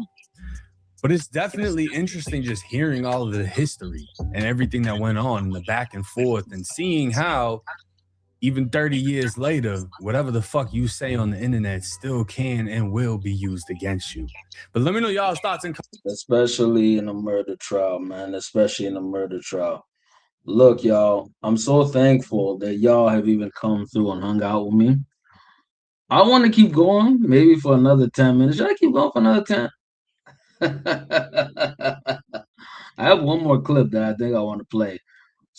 Get in the chat. Let me know. Should I do another 10 minutes on this? Because this is so interesting to me. I told one of my closest homies that I could do 4 or 5, goddamn 6 hours on this content. Why can I do that? Because I actually enjoy this stuff, man. And I actually like the crime series and type of perception and this type of thing, because it's interesting to me. You're talking about individuals who have done crimes and done things that are so blatantly obvious, and things that are related to, is there an option of them getting out or spending the rest of their life? The stakes are high. That's what I'm trying. The stakes are high as hell, right? I'm gonna do one person, right, who knows these cases more than a lot of people do. And honestly, man, he's gonna be somebody who I think has some direct connection to the police, but could give a lot of game and knowledge and understanding pertaining to this. Smash the like button again. If y'all want to give me a super chat for me to take some ginger ale, feel free. We're going to do this last video to end it off and finish it off, because there's a lot of things in the streets happening. Smash that like button. And I want the chat active. By the way, shout out to my boy Sleepy Euphoria in the chat, man. Let's get to it. Let's get down to it, man. And let me tell you this. I think Friday night's some of my favorite shits because FNS is a good time. Let's get to it. Let's get to it, yeah. Fair use, fair use. I don't own this content. Come on. I got compliments. 7 niggas be stripping these niggas right now. Oh, Before we get to it, do y'all think that WAC 100 is a rat? Yes or no? Get in the chat. Is he a rat? Yes or no? We're gonna do our shit, yo, you on stream? What you doing? Nah, a couple just got through. By the way, my stream about the Lil Durk trial is coming soon. My stream about the Lil Durk trial is coming soon. Let's go. Yeah, I went. What's going on, bro? You got to keep them transgenders away from cuffing, man. You know how cuffing get down. One of these little bastards made a pass with my wife. Little motherfucking had. I ain't tripping, but the nigga didn't have no shoes on. Oh, nah. Nigga with no shoes on, think he gonna holler at that? Wait, I thought Blueface had the circus. Sound like y'all got the circus right now. Hey, what's up, though? Hey, you know, they in here. The narrative is Game did Kendrick. Because he said he chose, pick a side, he chose. By the way, my boy Academics went too hard on the Ozempic or we gave him, man. You got so skinny, your head top is not looking skinny, bro. You're looking mud. And I can't speak too much because I'm not looking fit as hell myself, but goddamn, nigga, you took too much Ozempic, nigga.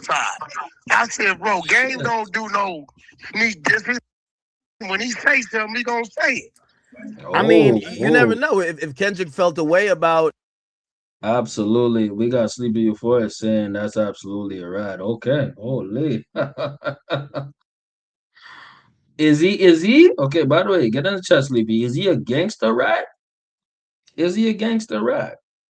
Or is he just a rat? Let me know. Let me know in the chat, brother. Drake coming to Compton, he might feel a way about it.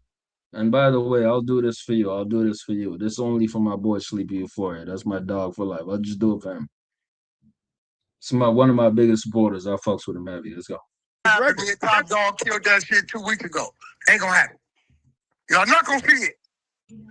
Actually, Kendrick is gonna be in the studio with Game in 3 days. You're lying. No, you're lying. Why you're lying? Yeah, he's gonna be in the studio with Game. Let's pause that right quick. A rat is a rat, brother. Yes. It is. It is. You're right. You're not wrong. You're not wrong about that. But ultimately, there's a difference between a rat, like a regular, there's a baseline rat. There's a rat at the very bottom of the sewer, and then there's a gangster rat. What is a gangster rat? I talked about this earlier. YSL Woody, right? Look at YSL Woody. YSL Woody is a rat, clearly.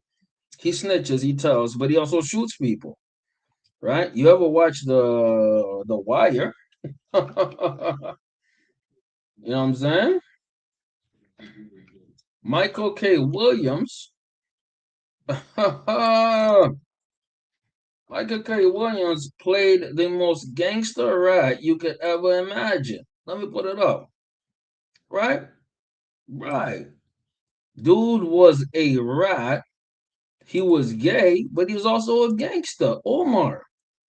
So when you say a rat is a rat, yes, it is a rat, but I'm not saying I'm just saying there's individuals within the world of the streets that are rats, but also will pop your block off. Omar was a rat, clearly, but he was also shooting niggas. It's like both sides of the game. Let me do another one. You know what I mean? That's and he's not black either. Let me put this one. This dude is a YouTuber like me, by the way. Sammy the Bulls Gravano.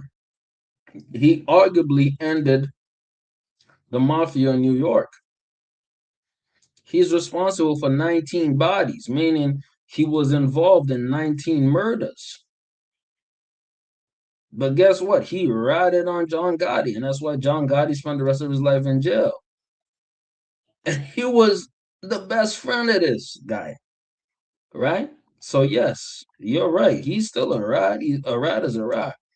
But there's also something called the gangster rat, who will rat on you, but at the same time, he'll also do some gangster ish in between. It's ridiculous as a notion, but that's almost as ridiculous as corrupt police. It is what it is. Let's talk about it. And by the way, I should have been left the stream. Feel free to send some super chats because I'm staying. I'm get. Let me blow myself up. I'm giving y'all overtime, man. I love y'all. I appreciate it. I'm giving y'all overtime. I'm giving y'all overtime because I love y'all. Thank you so much. Everybody who's on the like. I'm giving y'all overtime because I rock with y'all, fucks with y'all. If y'all rock with me, send the super chats over. Send the likes over. Send everything over. Get active in the chat. Let's finish the stream. I'm gonna finish the stream, but I'm giving y'all OT. I'm giving y'all OT, bro. And now I fucks with y'all because y'all fucks with me. Let's go, gang. 3 days. Whack, you're lying. You understand what I'm saying? I'll make a bet with you. I'll make a bet that it happens. Hold on. You like making bets? Can we make a bet? What? I make a bet that Kendrick will not be in the studio with Game in 3 days.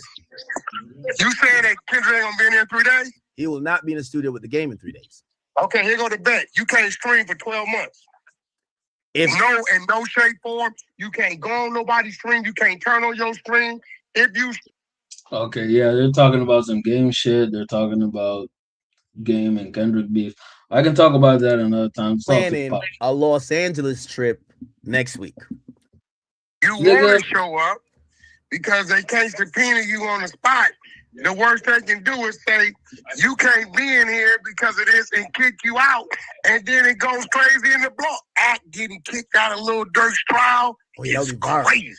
Oh no, I whack. You just flip this around for me. Fuck you mean? Yeah, so they just serve you right there. Look, Act, you ain't hard to find. If they wanted you there, your ass would have been there. Yeah, so I talked to an attorney and they basically said, listen, of course we could fight it, and obviously at that point the trial is going on. They're not going to wait for this.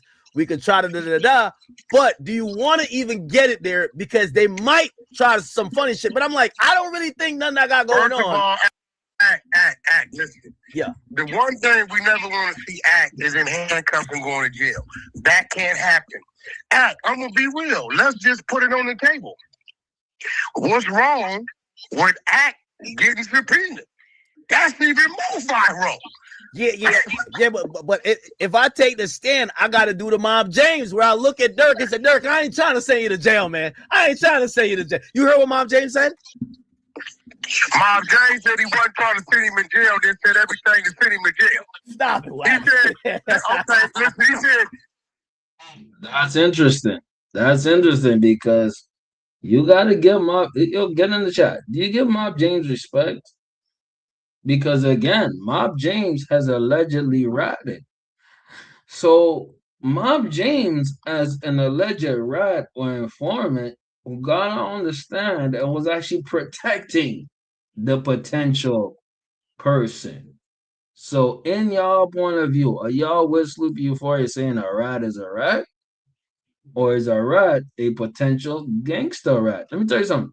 Mob James pulled up to that trial wearing some red. I'm gonna say it right now. A lot of these people say they're retired. I'm gonna blow myself up because this is a potential clip. A lot of these people say they're retired. They're not retired, bro. They're still implicated in the gang, but they're retired for social media. I'm going to bet you anything. Mob James is still implicated in gang-ish, pertaining to Mob Pyru, and he probably went in there to protect Keefe D, meaning his op. He'd rather see his op out there in plain sight than in the court. Meaning, if you're on the streets, you'd rather meet your op in the streets than a jury trial or court case. Got in the chat. Let me know your thoughts. Let's go, gang. Y'all asking me, is gonna send him to jail. They said, okay, but why was y'all trying to kill him? Yeah, we was trying to kill him and Baby Lane because they killed Tupac. But Keefe D, oh, you ain't heard. Yo, Academics moves like a shorty. He moves like a bitch when it comes to whack. He moves like a female. It's kind of crazy. Oh, that nigga is calling on everybody. Is Keefe D beating the case or what? Nah, he going to jail. Hey, listen, I'm gonna be real. I think he want to stay in jail. The safest place for him is in jail. Why? After they played the proper. The niggas that was in there, and he said, they talking about Zip. They said, well, we need to get to this dude. He said, you want me to try to get to him and bait him in and get him somewhere? What you want me to do? He told on everybody. Pat, he told on everybody. Wait, you sure that's in the trial? Hold on, I ain't watched today's It's in the trial, bro. I send you the clip live today. They're playing the audio, his voice. Today, I don't know how. Wait. Let me blow myself up. Quick question. How are y'all here in the chat? And y'all ain't said no super chats. How are y'all in the chat and y'all have not liked the stream? Like the stream, send me super chats. Send me some bread. I'm giving y'all the content. Send me the bread. Or if you don't want to send me the bread, like the stream, share the stream, get me blown. I'm a small channel, man. Help your boy grow. Thank you. If you already have, you already know who you are. Thank you so much. Let's see this. Ak loves him some whack. Yes, he does. Yes, he does. It's crazy. It's crazy. Let's get to the content. You ain't covering this shit. Listen, I'm gonna be real. This is why Atlanta niggas gonna be mad at you. The shit that went on in Atlanta ain't got nothing on this shit. You supposed to have been on that type. So you're telling me there's more telling in this case? Stop it, Whack. You need to way more telling. Man, this shit make Atlanta look like Atlanta look like the Godfather. Stop it, Whack. Oh, bro, go pull up today's live interview when they played the proffers. The federal agent yesterday broke down everything Keefe D told them, and today they're playing the live tapes of Keefe D telling who's selling what dope, where, who did what, who didn't what from who, this, that, from New York to D.C. to Philly, all the way back across to Compton. Are you serious? I swear to God, for you not to attack us over here about him, Atlanta should really say you got something against him. Because ain't nothing them niggas did combined. So you're telling me with this right now after this, like, basically, at least in the Keefe D case, California and the West Coast, they're taking the title from Atlanta. And not only, what's going to make it worse, when Big U trial come, it's gonna Big be U not doing no telling, Whack. We got to. No, you got a bunch of niggas. Listen, you got a bunch of big names telling on him. Who's telling on Big U? Ain't nobody telling on Big U. 50, 60 of his homies in tow. It's Loose Cannon not telling though. Sweetie! Loose been trying to tell Loose been trying to tell since he been in there. We just keep blowing his cover. Shout out to Ghost, one of the exposers. Bro, we send you all the tapes when his attorney calls us trying to get us to help him cooperate. We send them to you. Them is really. By the way, smash that like button, send those super chats. We about to end the stream. I'm on overtime with y'all, man. That means I rock with y'all. Anybody who already liked the stream, thank you so much. Shout out my boy, you sleepy euphoria. Shout out my boy JJ. Shout out to me for liking my own ish, man. We about to be out here in 5. Look, Act, the motherfucker tried to say what I sent you and you played was fake, but yet the attorney sent you a cease and desist. If it's fake, why is he sending you a cease and desist? Remember the brawl tried to call and say, Wack had somebody posing as that. Then why is the real attorney sending you a cease and desist, Act? Yeah, because that's him. Oh no, bro, Act. Go listen to today's live. It's been going on the last couple hours. They're playing the proper tapes of this. Bro, they had another Crip get up there earlier today. He's thinking he's gonna troll on some little Woody shit. By the way, I think academics don't fuck with Wack like that. I think this is fake. When I say this is fake, I think this is a strategic relationship.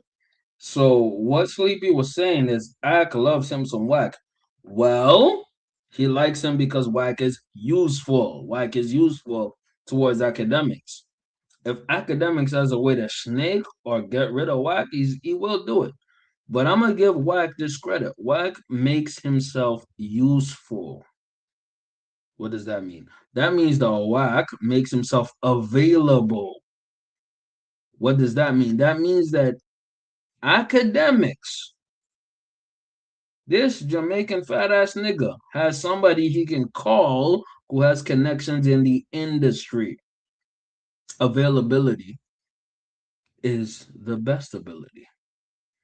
So strategically, Ack needs Whack. But I'm gonna tell you right now, Ack cannot wait to snake.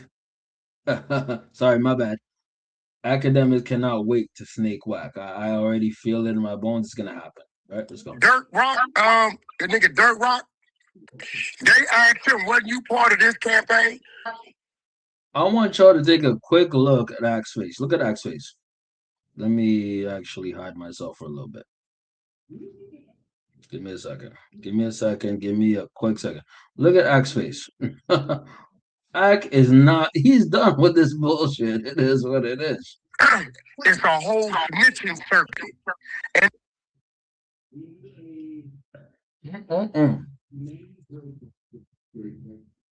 they started telling him every time he met with the police, he said, I just talked about drugs, that's it.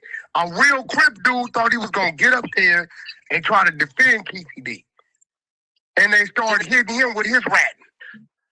Hey, bro, Act, I'm telling you. I ain't gonna lie to you. Listen, before we could get to California, I gotta figure out why there's so many niggas snitching in this Dirt case. Hey, they said. What did I tell you? Hey, Whack. They said, and you might have missed this. You probably covered on the Hunter side. You know what? Again, ultimately, I don't care about the Dirt case. I'm gonna cover the Dirt case another time. Ultimately, before we finish off the stream, you have an individual, which we've concluded at this point, called Mob James, who is at Mob Pyru, right? Direct ops with Keefe D, who is doing more to protect Keefe D than his actual defense. How crazy does that work? How crazy? What a plot twist of this entire investigation. Yes, like CB Euphoria, Ack loves Whack. I think it's a fake love. I don't think it's genuine. A rat is a rat.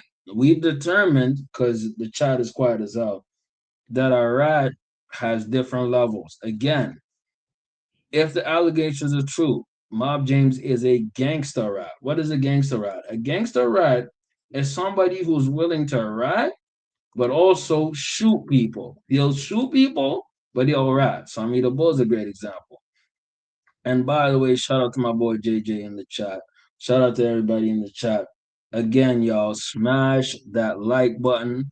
Thank you so much for tuning in here. I will be doing a Patreon type of uncensored stream. But if you want to watch a censored stream, do that as we do that. Anyways, ultimately, I will put my Patreon in the chat before I head out. We're gonna put that. We're gonna put this one track. Rest in peace, Pac. He could have been smarter, but at the end of the day, this man was an amazing musician. So let's show some love. Come on. Come on. By the way, before I head out, before I zoom out, before I zoom out, before I head out, smash the like button, send super chat, share, like everything in between. I appreciate everybody who already did that. Love and appreciate y'all. Thank you so much. Deuces, I'm out. We out this. I think it's looking bad.